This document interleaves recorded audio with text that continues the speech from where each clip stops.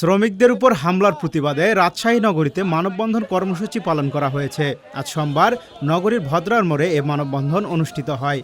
এতে রাজশাহীর বাস পরিবহনের সকল শ্রেণীর শ্রমিকরা উপস্থিত ছিলেন। মানববন্ধনে অংশ নেওয়া বক্তারা অভিযোগ করে বলেন, সম্প্রতি শ্রমিকদের উপর সন্ত্রাসী হামলা চালানো হয়েছে, যা অত্যন্ত নিন্দনীয় ও অমানবিক। তারা বলেন, শ্রমিকদের ন্যায্য দাবি দমিয়ে রাখতে এ ধরনের হামলা চালানো হয়েছে। বক্তারা অবিলম্বে হামলার সঙ্গে জড়িতদের গ্রেপ্তার করে আইনের আওতায় আনার দাবি জানান।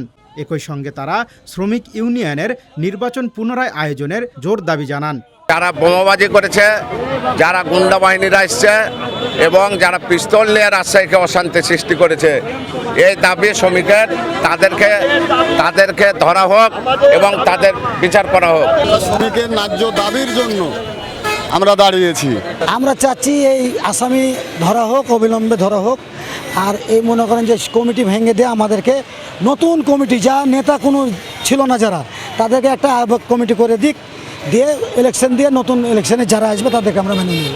মানববন্ধন থেকে বক্তারা হুঁশিয়ারি দিয়ে বলেন, তাদের দাবি দ্রুত বাস্তবায়ন না হলে ভবিষ্যতে আরও কঠোর কর্মসূচি দেওয়া হবে। জাকারিয়া আল ফয়সাল, ডেইলি সিটিজেন ভয়েস।